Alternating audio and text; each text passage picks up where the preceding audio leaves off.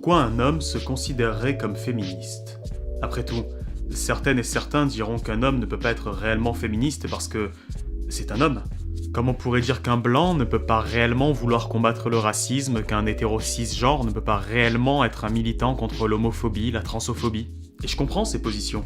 Je comprends réellement ces personnes qui pourraient juger cet homme blanc, hétéro, cisgenre comme illégitime à faire partie de toutes ces luttes. Parce que l'histoire a montré et montre encore la récupération idéologique de certaines luttes égalitaires, pourtant essentielles, à des fins politiques, marketing, pour faire joli sur le CV. C'est pour ça que je comprends. C'est pour ça que lorsqu'une féministe me dit que j'ai pas ma place dans la lutte, parce que je ne vis pas les mêmes choses qu'elle par exemple, je la comprends vraiment. Je ne suis pas là pour mener cette lutte à votre place en vous disant c'est bon, ne vous inquiétez pas, on va faire ça pour vous. Parce que c'est votre combat, c'est vous qui subissez tout ça. Moi, je suis bien au chaud dans le camp des privilégiés. Parce que oui, pour ceux qui pensent encore le contraire, lorsque tu nais homme européen blanc, que ton genre est celui de ta naissance et que tu es hétérosexuel, tu es privilégié. Tu pourras toujours clamer haut et fort le contraire, mais aujourd'hui, les femmes sont malheureusement toujours moins bien payées que les hommes. Si tu n'es pas caucasien, tu seras plus facilement victime du racisme, et je pense pouvoir affirmer sans trop me mouiller que l'hétérophobie n'est pas quelque chose de particulièrement répandu dans nos sociétés. Tu fais donc, comme moi, partie du camp des privilégiés. Félicitations. Et tu sais quoi? On n'y peut rien.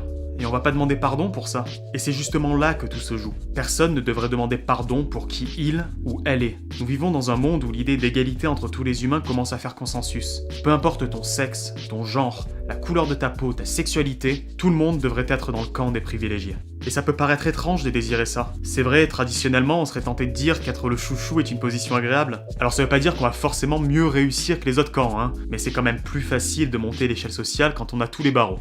J'ai rien fait pour devenir le chouchou. Je ne le mérite pas plus qu'un ou une autre. Et c'est justement cette injustice qu'on veut combattre au sein même du camp des privilégiés. Alors attention, encore une fois, ne croyez pas que nous voulons mener cette lutte à votre place. Ne pensez pas que nous vous jugeons trop faibles pour mener ces batailles seuls. Vous n'avez pas besoin de nous, c'est vrai. Mais nous sommes là, et nous voulons vous aider à fragiliser les chaînes que vous briserez vous-même. Je ne veux plus être le seul privilégié. Je veux que mes amis, ma famille, tout le monde puisse prétendre au camp des privilégiés. Nous sommes nombreux à désirer ça, nombreux à vouloir vous servir de soutien. Nous comprenons lorsque vous jugez ne pas avoir besoin de nous, et respectons vos choix, votre combat. Sachez simplement que nous sommes là.